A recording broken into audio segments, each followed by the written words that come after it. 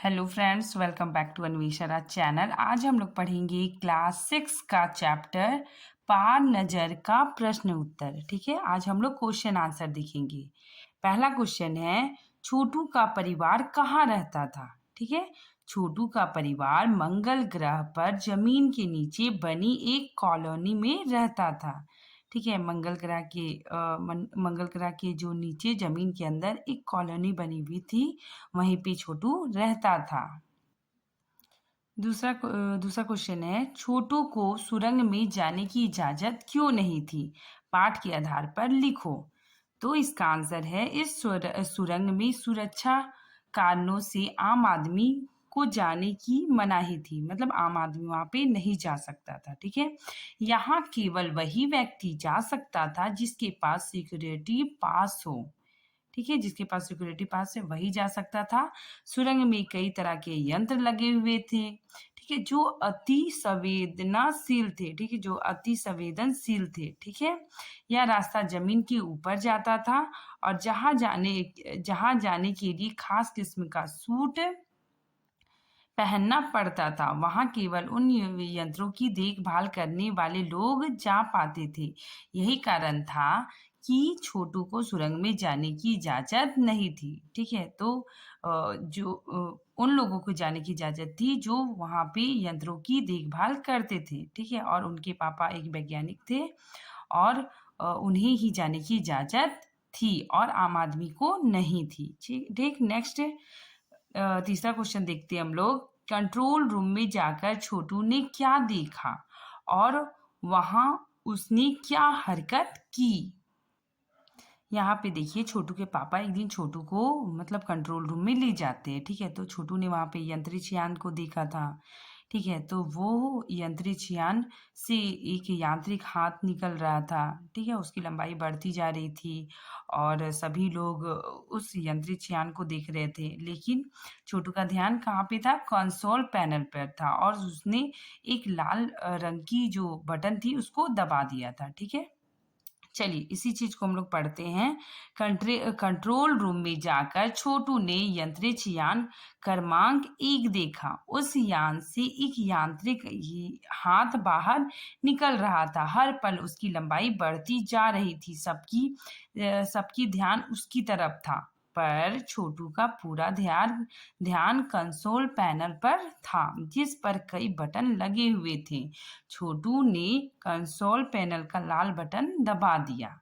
ठीक है, बटन दबाते ही खतरे की घंटी बज गई और अपनी इस गलती पर उसे अपने पिता से एक थप्पड़ भी खानी पड़ी थी। ठीक है, क्योंकि उसके बटन दबाने से यान की क्रमांक 1 का यांत्रिक हाथ रुक गया था और बेकार हो गया था। ठीक है, नेक्स्ट अब हम लोग फोर्थ क्वेश्चन को देखते हैं। इस कहानी के अनुसार मंगल ग्रह पर कभी आम जनजीवन था, वह सब कैसे नष्ट हो गया, इसे लिखे। ठीक है, एक समय था जब लोग मंगल ग्रह पर जमीन के ऊपर ही रहते थे। ठीक है, ये पुरखे, ठीक है ना, ये पूर्वज बगैर किसी तरह के यंत्र के मदद के बिना, ठीक है, किसी खास किस्म के पोशाक के रहते थे। ठीक है, मतलब वहां पे कोई यंत्र नहीं लगा हुआ था, कोई विशेष प्रकार का पोशाक पहन के कोई नहीं रहता था। जैसे हम लोग आम रहते थे वैसे ही मंगल ग्रह पे लोग रहते थे। ठीक है, लेकिन धीरे धीरे वातावरण में परिवर्तन आने लगा। इससे धरती पर रहने वाले कई प्रकार के जीव धीरे धीरे एक के बाद एक मरने लगे। ठीक है, सब जीव जंतु पेड़ पौधे सब एक के बाद एक मरने लगे। इस परिवर्तन का कारण सूर्य में आया परिवर्तन था। ठीक है, मतलब सूर्य में परिवर्तन होने लगा था। सूर्य की उष्मा बहुत तीव्र हो गई थी। ठीक है, सूर्य में परिवर्तन होते ही प्राकृतिक संतुलन बिगड़ गया। नेक्स्ट देखिए, कहानी में यंत्रिक्ष यान को किसने भेजा था और क्यों। कहानी में यंत्रिक्ष यान को पृथ्वी से national aeronautic and space administration NASA ने भेजा था। ठीक है, नासा ने यंत्रिक्ष यान भेजा था पृथ्वी से। ठीक है, इस यान का नाम वाइकिन था। ठीक है, ये याद रखिएगा आप लोग कि इस यान का क्या नाम था, वाइकिन। पृथ्वी के वैज्ञानिक मंगल ग्रह की मिट्टी का अध्ययन करना चाहते थे और पता लगाना चाहते थे कि क्या मंगल ग्रह पर भी पृथ्वी की तरह जीवों का अस्तित्व है या नहीं। इस उद्देश्य से नासा ने अंतरिक्ष यान भेजा था। आगे देखिए नंबर 1, नंबर 2 और नंबर 3। अजनबी मतलब अजनबी यान से निपटने के कौन से तरीके सुझाए और क्यों। ठीक है, इसका आंसर देखिए नंबर 1 का कहना था, जो नंबर 1 आदमी था उसका कहना था कि इस अजनबी यान में केवल यंत्र है। ठीक है, इसमें मतलब कोई जीव नहीं है, केवल यंत्र है।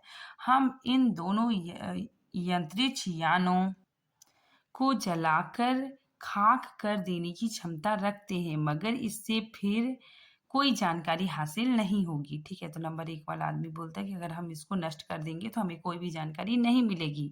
जमीन पर उतरने जमीन पर उतारने को मजबूर करने के लिए यंत्र हमारे पास नहीं है। ठीक है, मतलब उसे जमीन पर लाने के लिए हमारे पास यंत्र नहीं है। यदि वह खुद ब खुद जमीन पर उतर जाए तो हम इसे बेकार करने की क्षमता रखते हैं। ठीक है, अब देखिए नंबर 2 वैज्ञानिक थे। वे बोले यंत्रों को बेकार कर देने में भी खतरा है। ठीक है, इसके बेकार होते ही दूसरे ग्रह के लोग हमारे बारे में जान जाएंगे। ठीक है, तो अगर हम इसको नष्ट कर देंगे तो जो जिसने भेजा है उसको पता चल जाएगा कि यहाँ पे जीव है। ठीक है, मतलब हमारे बारे में पता चल जाएगा। इसलिए हम लोगों को अवलोकन अवलोकन मतलब ध्यानपूर्वक से उसका अवलोकन करते रहना चाहिए। नंबर 3 के अनुसार हमें अपने अस्तित्व छिपाए रखना चाहिए। ठीक है, नंबर 3 का जो व्यक्ति है वो बोलता है कि हमें अपने अस्तित्व को छिपाए रखना चाहिए, क्योंकि हो सकता है कि जिन लोगों ने यंत्रिक्ष यान भेजे हैं वह कल इससे भी इससे भी सक्षम यंत्रिक्ष यान भेजे। हमें यहाँ का प्रबंध कुछ इस तरह करना चाहिए जिससे इन यंत्रों को यह गलतफहमी हो कि इस जमीन पर कोई भी चीज महत्वपूर्ण नहीं है। ठीक है, तो तीसरा आदमी बोलता है कि हमें अपने अस्तित्व को छिपाए रखना चाहिए और जिन लोगों ने ये यंत्रिक्ष यान भेजा है कल इससे भी सक्षम, ठीक है, अधिक अधिक ताकतवर यंत्रिक्ष यान भेजे। ठीक है, और हमें ऐसा प्रबंध करना चाहिए कि यहाँ पे कोई भी महत्वपूर्ण चीज नहीं है। अब देखिए कहानी के आगे। इस पाठ में यंत्रिक्ष यान अजनबी बनकर आता है। ठीक है, अजनबी शब्द पर सोचो। इंसान भी कई बार अजनबी माना जाता है, कई जगह या शहर भी। क्या तुम्हारी मुलाकात ऐसी किसी अजनबी से हुई है? नए स्कूल का पहला अनुभव कैसा था? क्या क्या उसे भी अजनबी कहोगे? अगर हाँ तो अजनबीपन दूर कैसे हुआ, इस पर सोचकर कुछ लिखो। ठीक है, तो इसका आंसर है कि हाँ। नए विद्यालय में हमारी मुलाकात ऐसे व्यक्ति से हुई जिसे मैं नहीं जानता। ठीक है, जब पहली बार कोई भी बच्चा स्कूल जाता है तो वो किसी को भी पहचानता नहीं है। ठीक है, सब उसके लिए अजनबी होता है। फिर बातचीत करके हमने एक दूसरे के विषय में जाना समझा और अपना हमारा अजनबीपन खत्म हो गया। ठीक है, जब हम किसी से बात करते हैं उसके बारे में जानते हैं तो हमसे उसकी दोस्ती हो जाती है और अजनबीपन खत्म हो जाता है। ठीक है, आगे देखिए। मेरे नए स्कूल का पहला अनुभव काफी अच्छा था। मैं किसी भी छात्र अथवा अध्यापिका से परिचित नहीं था। इस अजनबीपन को मैंने अपनी ही उम्र के एक लड़के से बातचीत करके दूर की। ठीक है, मतलब अपनी ही उम्र के एक लड़के से मैंने बातचीत करके अपना जो मतलब अजनबीपन दूर किया।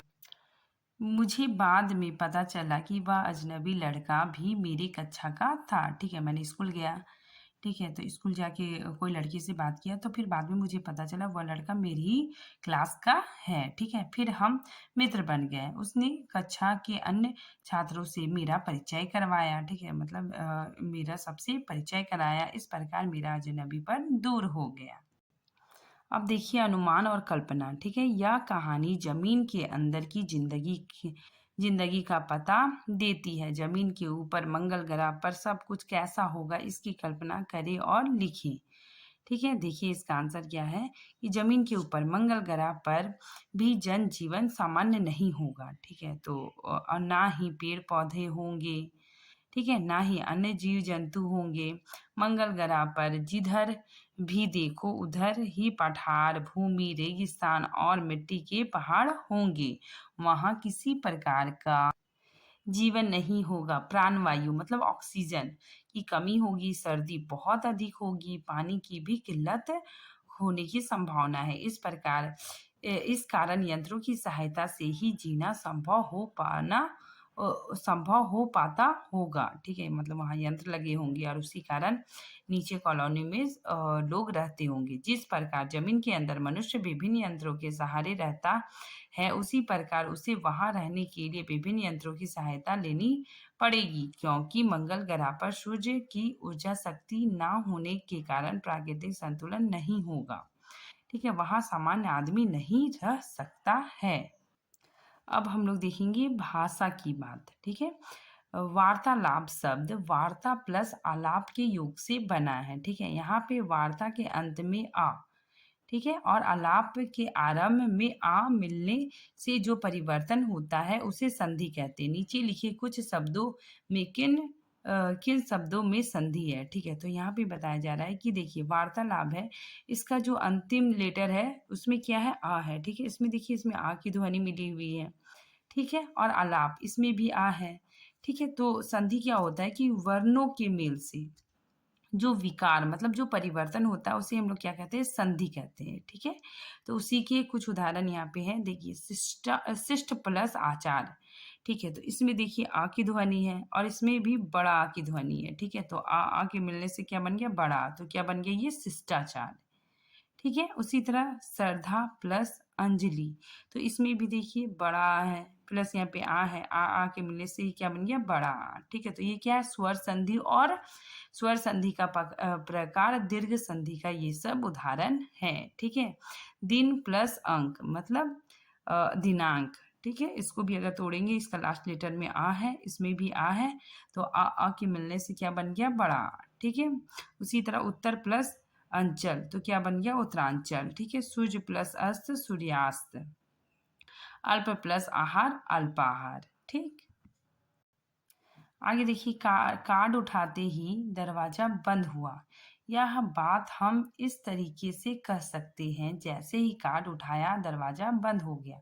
ठीक है, तो ऊपर एक सेंटेंस दिया हुआ है कि कार्ड उठाते ही दरवाजा बंद हो गया, तो इसको हम दूसरे तरीके से भी लिख सकते हैं कि जैसे ही कार्ड उठाया दरवाजा बंद हो गया। ठीक है, तो यहाँ क्वेश्चन बोल रहा है कि ध्यान दो, दोनों वाक्यों में क्या अंतर है। ठीक है, ऐसे वाक्य 3 जोड़े तुम स्वयं सोचकर लिखो। ठीक है, तो यहाँ पे बताया जा रहा है कि आपको भी ऐसा मतलब लिखना है। ठीक है, इसी तरह वाक्य लिखना है। ठीक है, जैसे देखिए मैंने लिखा है, मेरे घर पहुंचते ही बारिश शुरू हो गई। ठीक, तो इस वाक्य को हम ऐसे भी लिख सकते हैं कि जैसे ही मैं घर पहुंचा बारिश शुरू हो गई।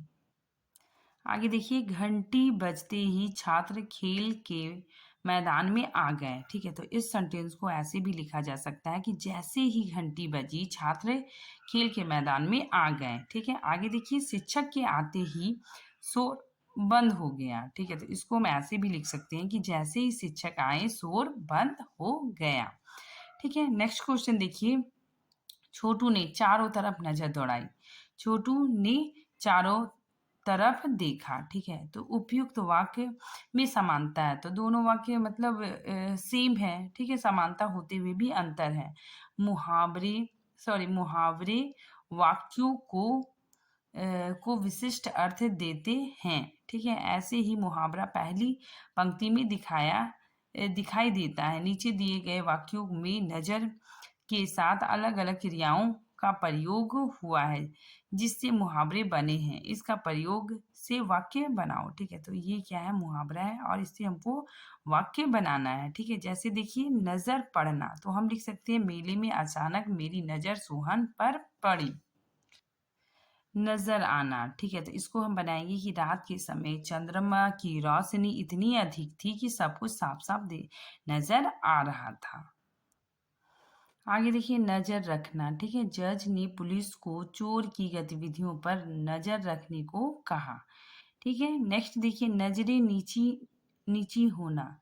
ठीक है, तो इसको हम लोग कैसे सेंटेंस बनाएंगे, बेटे की करतूत से माता पिता की नजरें नीची हो गई। ठीक है, आगे देखिए, नीचे एक ही शब्द के दो रूप दिए गए हैं, एक संज्ञा और दूसरा विशेषण। वाक्य बनाकर समझो और बताओ कि इनमें से कौन सा शब्द संज्ञा और कौन सा शब्द विशेषण है। ठीक है, तो इसमें दो दिया हुआ है, तो इसमें बताना है कि कौन से शब्द संज्ञा है और कौन विशेषण है, और उससे वाक्य बनाना है। जैसे देखिए, आकर्षक, आकर्षक क्या है? विशेषण। ठीक है, यह तस्वीर बहुत आकर्षक है, तो आकर्षक शब्द क्या है? विशेषण है। ठीक है, और इसका एक और एग्जाम्पल हो सकता है कि हिंदी की पाठ्य पुस्तक वसंत का आवरण पृष्ठ कितना आकर्षक है। ठीक है, तो आकर्षक क्या हो गया? मेरा विशेषण। नेक्स्ट देखिए, आकर्षण। ठीक है, तो आकर्षण क्या है? संज्ञा है। ठीक, इस तस्वीर में बहुत आकर्षण है। चलिए, अब नेक्स्ट देखते हैं प्रभाव। प्रभाव क्या है? ये संज्ञा शब्द है। ठीक है, अगर हम इसका सेंटेंस बनाएंगे तो यह भारतीय कप्तान का प्रभाव है कि भारत क्रिकेट में विश्व में विजय बना। ठीक है, तो ये क्या है? प्रभाव शब्द क्या है? संज्ञा है। फिर देखिए, प्रभावशाली। प्रभावशाली क्या है? विशेषण है। ठीक है, विराट कोहली प्रभावशाली बल्लेबाज है। नेक्स्ट देखिए, प्रेरणा। प्रेरणा क्या है? संज्ञा। ठीक है, महान लोगों की कथाएं हमें प्रेरणा देती है। और प्रेरक, प्रेरक क्या है? विशेषण शब्द है। ठीक है, महान लोगों की कथाएं प्रेरक होती है। नेक्स्ट देखिए, प्रतिभा। प्रतिभा शब्द क्या है? संज्ञा है। उसमें बड़े कार्य करने की प्रतिभा है। ठीक है, तो ये क्या है? संज्ञा शब्द है।